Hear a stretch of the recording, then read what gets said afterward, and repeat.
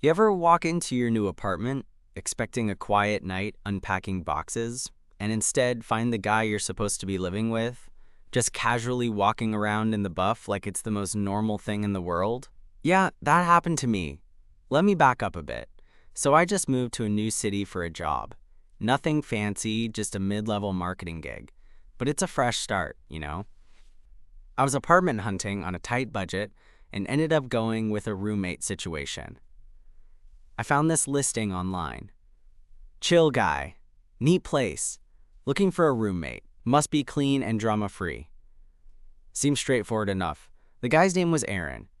We met for coffee beforehand, and honestly, he was super easy to talk to. Casual, funny, the kind of guy you'd think you'd get along with without any hassle. I moved in last weekend. The apartment is pretty decent. A 2-bedroom in a quiet part of town, hardwood floors, a little balcony that catches the sunset. Perfect for someone like me, who's been living out of suitcases for months. Aaron's job is some kind of graphic design thing. He works mostly from home, which is great because it means I'd have the place to myself during the day. Everything was normal at first. We exchanged the usual roommate pleasantries, who's buying paper towels, cleaning schedules, etc. But then Sunday morning happened. I was still half asleep, making coffee in the kitchen when Aaron came out of his room, completely undressed. Like, no robe, no underwear, just full-on birthday suit. I froze mid-sip, staring at him like I'd just seen a ghost or maybe something worse. He glanced at me, smiled like he was showing off a new haircut or a cool t-shirt, and said, "Morning, man. Coffee's on the counter if you want any." My brain scrambled to process this. I kind of blurted, "Do you normally walk around like that?" He laughed and shrugged. "Yeah, why not? It's my place. Feels good not to be constricted by clothes all day." Okay, I get wanting to be comfortable, but this was next level. I mean, I'm all for chill vibes, but sharing a space with someone who's that free? It was a lot to take in, especially since I barely knew him. The weirdest part was, Aaron didn't seem to notice my discomfort at all. He just went about his business, humming along to whatever music was playing through his headphones, completely at ease. Meanwhile, I was trying to figure out how to look anywhere but at him without coming off like a total weirdo. That morning set the tone for the week. Aaron's undressedness was less of a shock after the first time, but it didn't exactly get easier. He'd be doing stretches, cooking breakfast, or just scrolling on his phone, undressed. And honestly, part of me was fascinated. There was this confidence about him that was magnetic, even if it made me awkward as hell. We started talking more as the days went on. Aaron's funny, smart, and way more laid back than anyone I'd met before. But every time he turned around without a stitch on, I caught myself wondering if maybe there was more to this guy than just his comfort with nudity. Something about him felt real, like he wasn't trying to hide anything. By the end of the week, I was actually looking forward to our late-night chats on the balcony, where the city lights flickered below us and the awkwardness faded. Still, I hadn't figured out if this new roommate of mine was going to be a total nightmare or something unexpected. Maybe even someone I'd want to get to know better. And then, last night, something happened that made me see Aaron in a whole new light. But that's a story for later. Trust me, you're going to want to hear it. So, last night, I was sprawled out on the couch nursing a beer I grabbed on the way home. Aaron was in his room, or so I thought, because I hadn't seen him all evening. It was one of those rare nights where I actually felt a little settled, like maybe this whole roommate thing wouldn't be a total disaster. Around 9:30, I heard some music coming from his room, low but noticeable. I assumed he was just winding down, so I stayed where I was, scrolling through my phone. Then, out of nowhere, there was this knock on the doorframe. I looked up, and Aaron was standing there, wearing one of those oversized flannel shirts, the kind that hang low enough to almost be a dress, and nothing else. He gave me a sly grin and said, "Hey, you want to come check out this new playlist I made? It's kind of my thing lately." I blinked. Sure." He slipped off his headphones and motioned me in. His room was a bit of a chaotic art space. Sketches pinned to the walls, a laptop on the desk with a bunch of tabs open, and a couple of plants thriving in the corner. The flannel shirt he wore made him look surprisingly approachable, like he was inviting me into a part of his world I hadn't seen before. We sat on the edge of his bed, which I realized was one of those low platform things with a bunch of pillows stacked haphazardly. He hit play, and this smooth indie playlist started filling the room. I'm not usually into that kind of music, but something about it felt right there and then. For a while, we just listened in silence, the kind of comfortable quiet that's rare between two people who've only known each other a week. Then Aaron broke it. "You know, I get why you might be weirded out by the whole undress thing," he said, eyes fixed on the ceiling fan spinning lazily. "Oh yeah?" I asked, raising an eyebrow. "I figured you just like the breeze," he chuckled. "Well, yeah, but there's more to it. It's not just about comfort. It's kind of a thing for me. Being honest with myself, you know? No masks, no pretending, just me." I nodded slowly. "That's deep. I guess I always thought being comfortable meant being around people you trust." He smiled softly. "Exactly. It's like a little rebellion against all the crap that makes us hide who we really are." I looked at him then. Really looked. The casual confidence, the way his eyes lit up when he talked about things that mattered, it was magnetic. I found myself wanting to hear more, to peel back the layers behind that carefree exterior.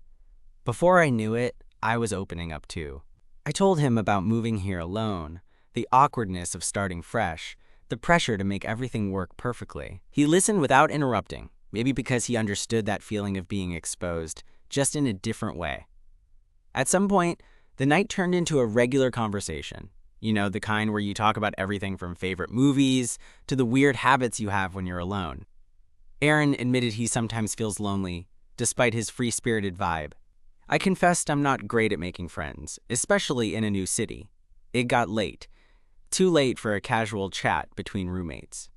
But neither of us moved away from that spot on the bed. I could feel this shift, like the walls I'd built were starting to crumble, bit by bit in front of him. Then, out of nowhere, Aaron reached over and nudged my knee. "You ever think about what it'd be like to just let go? Not worry about what anyone thinks?" I shrugged, a little breathless. "All the time. But it's scary." "Yeah," he said softly, "but maybe scary isn't always bad." His words hit me harder than I expected. I glanced at him and caught that vulnerable flicker in his eyes, something real and raw that didn't come from a flannel shirt or an easy grin. For a moment, it felt like we were both standing on the edge of something unspoken but electric. I wanted to ask him if he felt it too, that strange connection growing between us. But maybe it was the beer, or the mood, or maybe just the fact that Aaron had this way of making me want to be braver.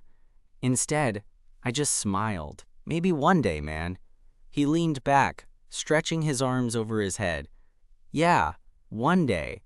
We stayed like that for a while, letting the music and silence fill the space between us. When I finally stood up to head back to the living room, Aaron's gaze followed me with that same quiet intensity. Back on the couch, I felt different, like the apartment wasn't just a place to crash anymore. It felt like it was becoming home, or maybe something even more complicated. And honestly, I couldn't wait to see what would happen next. The next few days felt different. I don't know if it was the playlist night or just the way Aaron and I had started to break through the usual roommate barrier, but suddenly, there was a sort of easy rhythm between us. Like, we weren't just two guys sharing an apartment, but people who actually wanted to be there, for real. It didn't mean the undress thing went away, though. If anything, it got weirder. One morning, I was brushing my teeth when I heard the shower shut off, and Aaron just strolled out of his room, dripping wet, towel nowhere in sight. I turned around to rinse my mouth, and he was there, just standing, smiling like it was no big deal. I pretended like I wasn't staring and mumbled something about the bathroom being free, which made him laugh. But beneath the humor, there was this weird comfort developing. I found myself not freaking out every time Aaron was casually undressed in the living room or cooking dinner. It was like I was slowly rewiring my brain to accept this bizarre new normal. And honestly, there was something kind of freeing about it. One evening, I got home later than usual. Work had been a mess, and I was dragging myself through the door when I smelled something amazing wafting from the kitchen. I peeked in, and there was Aaron in one of his oversized hoodies and sweatpants, chopping vegetables like a pro. He looked up and grinned. "Hey, hungry?" "Starving," I said, dropping my bag. The place smelled like garlic and something herby. I grabbed a beer from the fridge and leaned against the counter. Made way too much, so you're lucky, he said. Pasta's almost ready. We ate at the tiny kitchen table talking about dumb stuff. Movies we liked, terrible dating stories, the usual. But there was this warmth between us, the kind that sneaks up when you least expect it. The way he laughed at my terrible jokes, the way I caught myself watching his smile more than I probably should have. After dinner, we moved to the couch, and Aaron turned on some dumb comedy on TV. I was half paying attention but mostly just watching him. The way he relaxed, leaning back with his arms spread out, the same nonchalant confidence that still threw me off sometimes. Then, out of nowhere, he nudged me with his foot. "Hey," he said, voice low. "You okay?" I blinked. "Yeah, just tired, I guess. You don't have to pretend with me, dude." That hit me. Here was this guy, who I barely knew a week ago, telling me I didn't have to put on a front. I looked at him, really looked, and saw something genuine, like he wanted to be more than just a roommate. "I'm not pretending," I said, feeling my face heat up. He smiled that crooked smile of his. "Good, because I'm kinda digging the new you." My heart did that stupid flutter thing that I was definitely trying to ignore. Later that night, I was lying in bed, staring at the ceiling, when my phone buzzed. It was a message from Aaron. "Late night walk?" I hesitated for a second, then tossed on some jeans and a shirt. Outside, the air was cool and crisp, the kind of night that makes you feel alive. Aaron was waiting by the apartment door, hoodie up, hands in pockets. He looked softer somehow in the streetlight. We didn't say much as we walked, just the sound of our footsteps and the distant hum of the city. Then he stopped by a park bench and gestured for me to sit. The stars were out, scattered and faint, but enough to make the sky feel endless. He turned to me, expression serious. "You ever feel like you're stuck? Like no matter what you do, you're just waiting for something? For someone?" I nodded slowly. "Yeah, all the time." "Maybe that's why I'm like this," he said, motioning vaguely at himself. "Just trying to be as real as possible, so when that someone shows up, I'm ready." I swallowed hard, heart pounding. And what if that someone's standing right here? Aaron's face softened, and suddenly, he was close enough I could see every detail. The slight crease by his eyes when he smiled, the way his breath caught for a moment. "I've been thinking about that too," he admitted. There was a pause, heavy and full of possibility. Then, without warning, he reached out and brushed a strand of hair behind my ear. "Maybe we should stop pretending," he said quietly. My chest tightened. I wanted to say something clever, something that wouldn't betray how much I was falling for him faster than I expected. Instead, I just nodded. "Yeah," I whispered. "Maybe we should." That night, as we walked back to the apartment side by side, something shifted between us. The undressedness, the jokes, the shared space, it all suddenly felt like pieces of a bigger puzzle coming together. And honestly, I couldn't wait to see where it would go from there. After that night, things between Aaron and me started to feel complicated in the best way possible.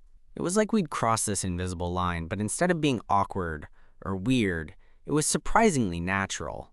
I guess when someone's been as open and unapologetically themselves as Aaron was, it kind of forces you to reckon with your own walls. The first morning after our walk, I woke up with that weird mix of excitement and nerves, the kind you get before a first date or a job interview, and it hit me. I wasn't sure how to act around him anymore. Should I treat him like my roommate, my friend, or maybe something else entirely? I found him in the kitchen, already making coffee, still rocking the undressed routine with an added layer of morning tousled hair and a sleepy smile. He caught me staring and winked. "You look like you're rehearsing a speech," he teased. I laughed, scratching the back of my neck. "Just trying not to mess this up." He handed me a mug and shrugged. "You're not going to mess up something that's already real." That hit differently than most things anyone said to me in a while. I took a slow sip, letting the warmth settle in, and realized I wanted to share more mornings like this, with Aaron being Aaron and me figuring out how to be me around him. Over breakfast, we fell into one of those easy conversations that felt like a window into each other's lives. Aaron talked about growing up in a small town, how he'd always been a little bit of an outsider but found freedom in art and music. I told him about my family, the pressure I'd felt to fit into a certain mold, and how moving here was my way of starting fresh. He listened like he genuinely cared, and somewhere in between the coffee refills and half-eaten toast, I noticed how much space he was taking up in my head. Later that day, Aaron suggested we do something outside the apartment, something to shake off the usual routine. We ended up at this tiny record store tucked away on a side street, a place I never would have found on my own. It was full of dusty vinyls, posters peeling off the walls, and the kind of vintage charm that made you want to slow down and soak it all in.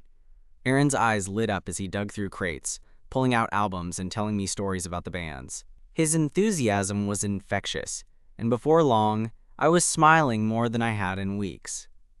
We even grabbed a couple of records to take back, the kind of spontaneous thing I never thought I'd do with a roommate, let alone someone I was starting to see in a whole new light. That night, back at the apartment, we put on one of the records and just sat. The music filled the space, but so did this growing sense of intimacy. Aaron stretched out on the couch, and I settled next to him, the silence between us comfortable, not awkward. Then, without really thinking, I reached out and brushed my hand against his. He didn't pull away. Instead, he turned toward me, eyes soft and inviting. "Hey," he whispered. "Hey," I replied, heart hammering. We leaned in slowly, like testing the water before diving in, and then our lips met. It wasn't fireworks or anything overly dramatic, just warm and easy, like it fit. When we pulled apart, Aaron grinned. "Thought you might be nervous," he teased. "Maybe a little," I admitted. He laughed, the sound making something inside me loosen up. "Good. Means you care." From there, things started to shift even more. We still had our routines. Me trying to figure out how to live with a guy who felt totally at home in his skin, and Aaron pushing me to be a little more open, a little braver. But now, there was this spark between us, quiet but undeniable. One afternoon, we were lounging on the balcony, the city buzzing below us in that lazy Saturday way. Aaron was half undressed again, like usual, and I was wrapped in a hoodie, sipping on a beer. We'd been talking about everything and nothing for hours when he suddenly got serious. "Do you ever think about where this is going?" he asked. I blinked, considering. "Honestly, I don't know. But I want to find out." He smiled, reached for my hand and squeezed it. "Me too." That simple gesture made all the difference. It was like we were both saying, without words, that we were in this together, wherever it might lead. And yeah, living with someone who's way too comfortable undressed was still weird sometimes. But now, that weirdness felt like part of the charm, a reminder that Aaron was real, unfiltered, and maybe exactly what I needed, because sometimes the best kind of comfort isn't just about clothes or space. It's about finding someone who makes you feel safe enough to be completely yourself. And I think, maybe, I just found that. After that balcony moment, things between Aaron and me kept evolving in ways I didn't really expect, but totally wanted. We were no longer just roommates who happened to share a space. We were becoming something else, something more. And honestly, that was both exciting and terrifying. One evening a few days later, I got home late from work, exhausted and dragging my feet. I wasn't really in the mood to talk or even think. But as I stepped inside, I heard music playing softly from the living room. The light was low, and Aaron was there, sitting on the floor with his back against the couch, sketching something in that worn-out notebook he always carried around. When he saw me, he smiled. "Hey, you're late." "Yeah, long day," I muttered, kicking off my shoes. He patted the spot beside him. "Come hang." I was tempted to just crash on the couch, but something made me sit down next to him. The quiet hum of the music and the feel of his presence beside me started to chip away at my stress. "What are you drawing?" I asked, nodding toward the notebook. "Just some ideas," he said, flipping the page to show me a rough sketch of a city skyline with a lone figure standing on a rooftop. The lines were raw but full of emotion. "Looks like you," I said without thinking. "Somewhere between restless and hopeful." He looked at me, surprised. "That's exactly it. We sat there in silence for a moment, the sounds of the city outside mixing with the music. Then, without warning, Aaron leaned his head on my shoulder. I froze for a second, caught off guard but not pulling away. His warmth was comforting, grounding. "You okay?" he asked softly. I nodded, swallowing the lump in my throat. "Yeah, better now." That night, as we curled up on the couch under a shared blanket, the lines between roommate and something more blurred completely. There was no rush, no pressure, just two people finding comfort in each other's presence. Over the next week, we started doing little things that felt significant. Cooking dinner together, binge-watching shows until we laughed and cried, taking long walks through the neighborhood. Aaron's undressedness became less of a thing and more just part of who he was, unapologetically himself and by extension, encouraging me to be the same. One afternoon, we were at a local coffee shop. Aaron was sketching on a napkin while I sipped my latte, feeling that familiar mix of nervousness and calm whenever I was around him. He looked up, eyes warm. "You ever think about what it'd be like if we'd met earlier? Like in high school or something?" I chuckled. "God, that would have been a disaster." He laughed. "Yeah, probably. But maybe we'd have figured it out sooner." The thought stirred something inside me. The what-ifs of our lives, the roads not taken. Later that evening, back at the apartment, Aaron turned off the lights and lit a few candles. The soft glow made everything feel intimate and safe. He sat close, fingers tracing patterns on my arm. "I want you to know something." I held my breath. "I'm not just comfortable undressed because I like it. It's because I trust you. Being around you makes me feel like I don't have to hide." Something cracked open inside me, and I reached for his hand. "I feel the same," I admitted. "It's scary but good." We leaned into each other, that mix of vulnerability and desire pulling us closer. This time, our kiss was slower, deeper, like a promise. Afterward, as we lay tangled together, Aaron whispered, "I'm glad you moved in." "Me too," I said, meaning every word. And honestly, I didn't care anymore about the undressedness or the awkward moments. Because with Aaron, I was learning what it meant to be truly comfortable, not just in a room or an apartment, but with someone else. With him, I was home. After that night, things between Aaron and me settled into this new, unspoken understanding that was equal parts thrilling and kind of terrifying. We were no longer just figuring out how to live together. We were figuring out how to be together, whatever that meant. And yeah, it made me nervous in a way I hadn't been in years. One morning, I woke up earlier than usual to the soft light filtering through the blinds. The apartment was quiet except for the faint hum of the city outside. I glanced over and saw Aaron still asleep on the couch, curled up in that oversized hoodie he wore like a security blanket.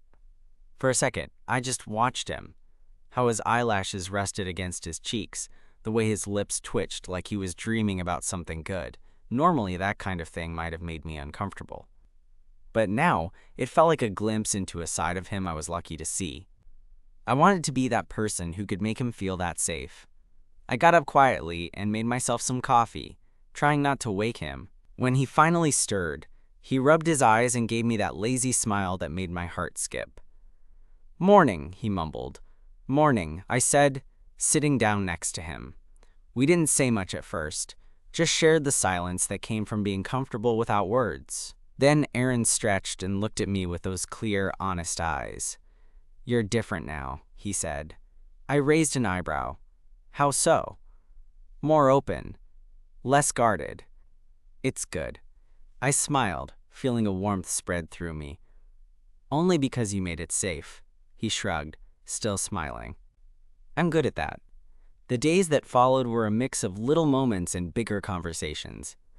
One night, we cooked dinner together, the kitchen filled with the smell of garlic and fresh herbs. Aaron danced around the counters, making silly faces and humming off-key, and I caught myself laughing more than I had in ages. After dinner, we ended up back on the balcony, the city lights twinkling below. Aaron was leaning against the railing, the cool breeze ruffling his hair. "Do you ever think about the future?" he asked suddenly. I looked at him, surprised by the seriousness in his tone. "I try not to. It's scary." He nodded. "Yeah, but also exciting." Like maybe it's not so bad to hope for something better. I reached out and took his hand, interlacing our fingers. Maybe we don't have to be scared. He turned fully toward me, eyes searching mine. Maybe not. That night felt like a turning point. The walls we'd both built were coming down, brick by brick, replaced by trust and something tender. A few days later, I came home early from work to find Aaron sitting on the couch, laptop open but clearly distracted. He looked up and smiled when he saw me. "Hey, you're home early." "Yeah, thought I'd surprise you." He closed the laptop and patted the spot beside him. Perfect timing. I was just thinking about how much things have changed. I sat down, curious. "In a good way?"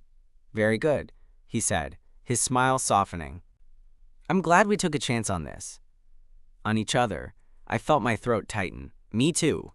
We sat like that for a while, just holding hands and letting the quiet fill the space between us.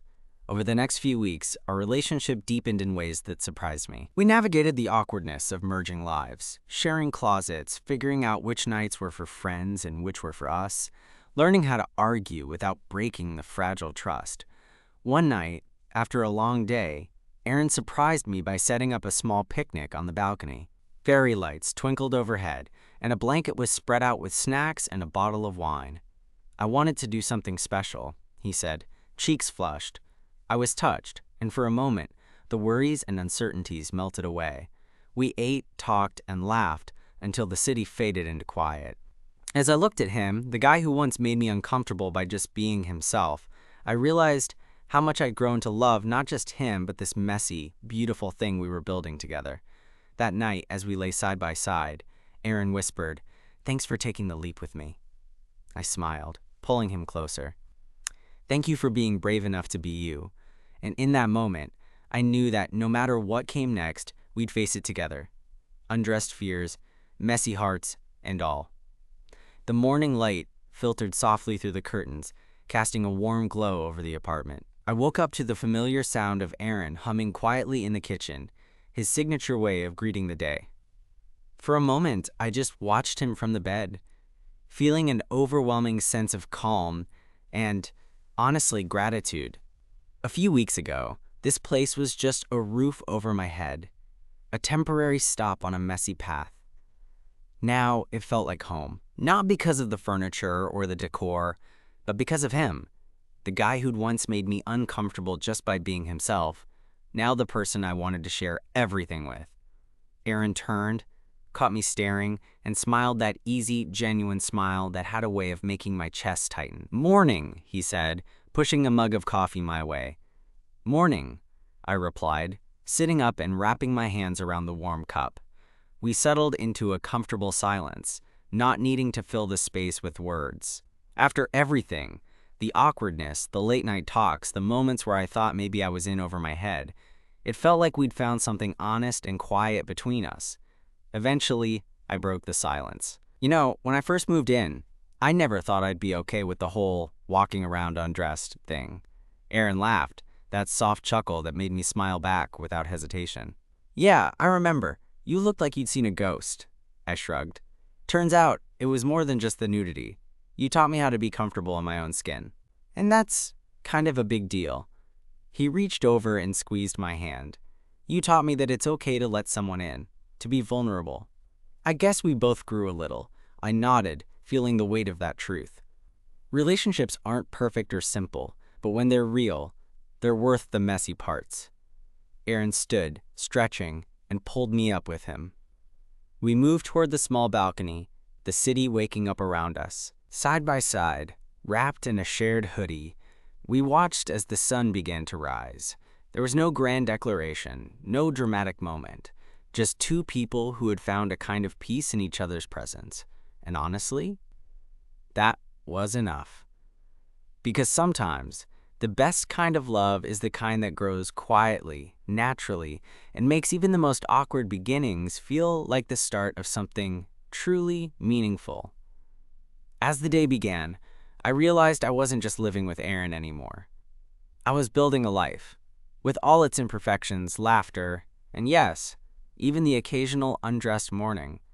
And for the first time in a long time, that felt like exactly where I was supposed to be,